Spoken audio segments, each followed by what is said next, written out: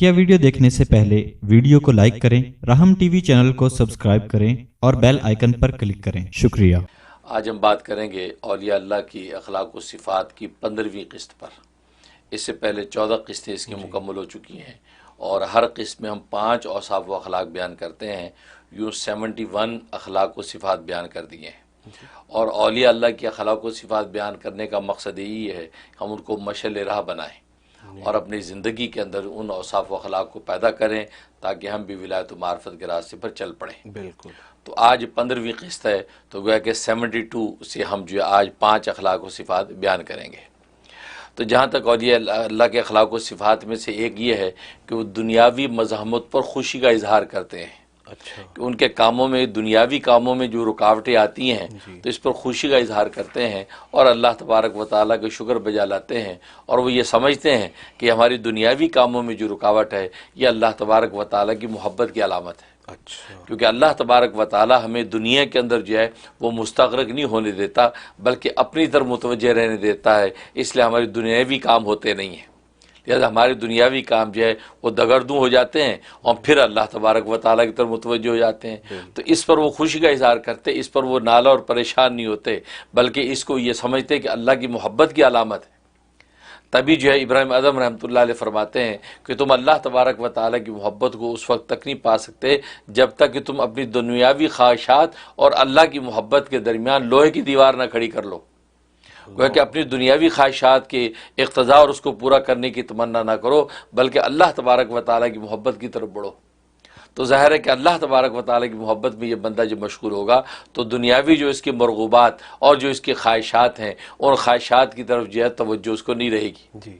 चुनांचे से दाऊद अलैहिस्सलाम को अल्लाह तबारक व तआला ने वही फरमाई, ए दाऊद कि जो शख्स अपने दिल की ख्वाहिशात की तरफ मुतवज्जे हुआ, अपनी दुनियावी ख्वाहिशात को पूरा करने की कोशिश करता है, फरमाया कि उसको मुत्तकीन का इमाम बनाना हराम है। वो मुत्तकीन का इमाम नहीं बन सकता, अहले तक़वा का इमाम नहीं बन सकता क्योंकि वो दुनियावी चीज़ों की तरफ मुतवज्जे है। तो इसलिए औलिया अल्लाह की सिफ़ात में से एक ये है कि जब उनके दुनियावी काम जो है वो पाए तकमील तक नहीं पहुँचते तो उस पर खुशी का इजहार करते हैं कि अल्लाह अपने ही काम में हमें लगाना चाहता है और अल्लाह की मार्फत व विलायत का रास्ता हमारे लिए आखिरी मंजिल है। ठीक। और दूसरी इनकी अखलाक व सिफ़ात में से एक ये कि सादा लिबास पहनना। ये लिबास सादा पहनते हैं, उसके अंदर किसी किस्म की जो है बेशकीमत लिबास और उसकी आराइश की कोशिश नहीं करते बल्कि इंतहाई सादा लिबास। यहाँ तक कि अवैस करनी रहमतुल्लाह अलैह के बारे में आता है कि वो तो ये कचरा कुंडी जो रूढ़ियाँ जो होती थी वहाँ पर फटे पुराने कपड़े इकट्ठे करते थे।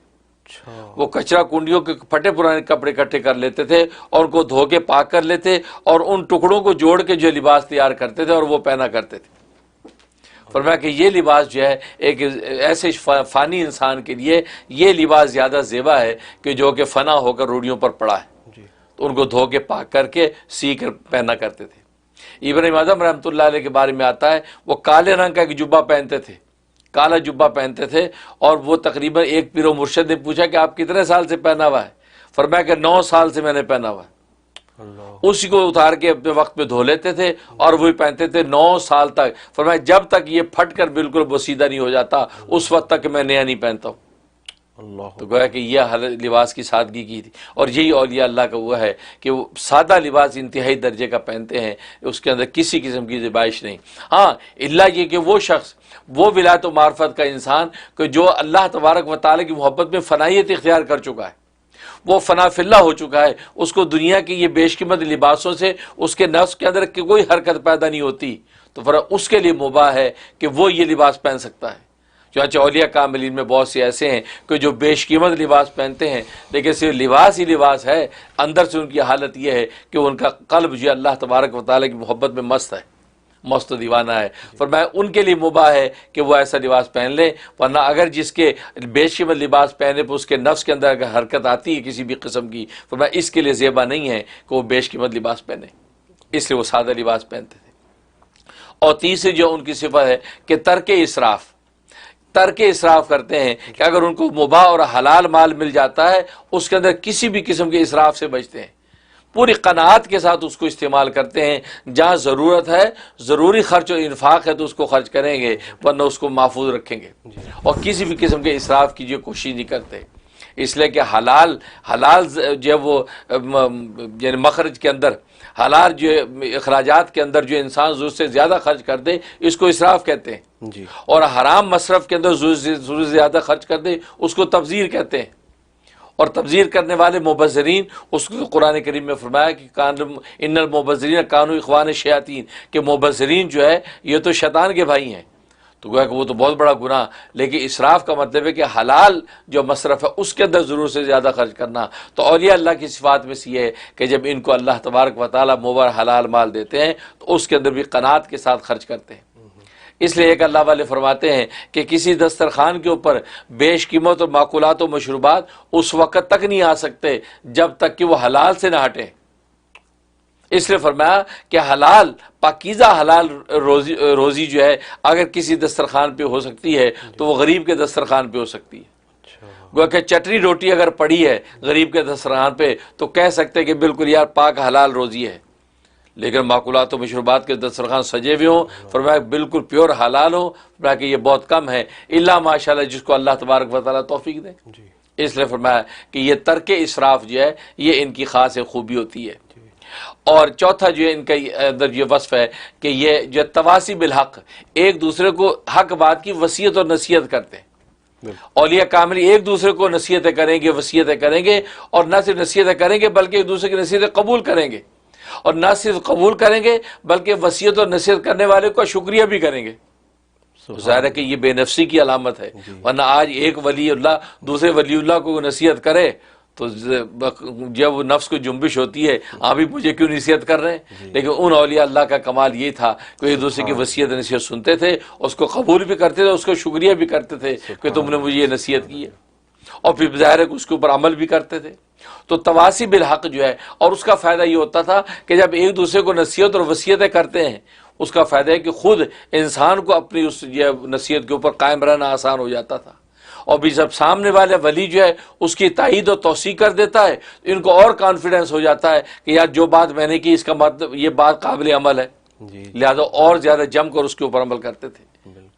اس طریقے سے تو تواصی بالحق جو ہے ان کا خاص وصف ہوتا تھا اور قرآن کریم نے بھی وتواصوا بالحق کہہ کے تواصی بالحق کی فضیلت کو بیان کیا ہے. بالکل. اور پانچواں وصف ان کا یہ کہ شرط تواصی کا مطلب یہ اب کسی کو جب وصیت یا نصیحت کرتے تھے اس کی شرط یہ ہوتی تھی پہلے وہ یہ اندازہ لگاتے تھے کہ یہ شخص اس کو قبول کر لے گا کہ نہیں کرے گا. اچھا. اگر ان کو اندازہ ہوتا ہے یہ بندہ قبول کر لے گا اس کی قدر کرے گا نصیحت کی تو اس کو نصیحت یا وصیت کرتے تھے. اور اگر پتہ چلا یہ اس کی قدر نہیں کرے گا بلکہ اس کے نفس کے اندر جنبش ہوگی اور آگے سے تکبر میں آ کے ہو سکتا ہے حق کو ٹھکرا کے ایسی بات کہہ دے کہ بجائے اس کو فائدہ پہنچے کہ نیرا نقصان ہو جائے تو وہاں پر یہ اپنی زبان کو بند کر لیتے تھے کہ یہ بھی اہل نہیں ہے کہ میں یہاں پر جو ہے گویا کہ موتیوں کا ہار اس کو پہنا دوں کیونکہ موتیوں کا ہار کی قیمت سمجھتا نہیں ہے. اس کو پہنا دیا اور توڑ کے پھینک دیا تو ضائع ہو جائے گا. بالکل. تو لہٰذا یہ ان کا بہت بڑا وصف ہے کہ اولیاء کامل ہر ایک کو وصیت نصیحت نہیں کرتے پھرتے بلکہ دیکھتے ہیں کہ اس کے اندر صلاحیت ہے اور قبولیت کا اس کے اندر استعداد ہے اور یہ قبول کر لے گا اس کی ناقدری نہیں کرے گا اس کے بعد وہ اس کو جو ہے وہ وصیت کرتے تھے. لیکن اگر اندازہ ہوتا کہ یہ ناقدری کرے گا اور یہ بھی اس کا اہل نہیں ہے تو پھر اس کو وصیت اور نصیحت نہیں کرتے تھے. اور یہی فرماتے تھے کہ یہ دیکھ کر جو نصیحت کیا کرو کہ وہ شخص اس کا اہل ہے اور وہ اس کی قدر کرے گا. یہ نہ ہو کہ اگر ناقدری کرے ہو سکتا ہے کہ انکار کر کے کلمہ کفر میں چلا جائے بجائے اس کے ابھی تو گناہ گار ہے لیکن تمہیں وصیت کو ٹھکرا کر جو ہے وہ کفر میں داخل ہو گیا تم اس کا ذریعہ بن گئے. اس لیے اس میں احتیاط کرتے تھے کہ وہ دیکھتے تھے کہ یہ وصیت قبول کرے گا پھر اس کو نصیحت کیا کرتے تھے. تو اس طریقے سے اولیاء کاملین جو ہے ان اوصاف خمسہ پر عمل کر کے ولایت و معرفت کی منزل کو طے کرتے ہیں. ماشاءاللہ.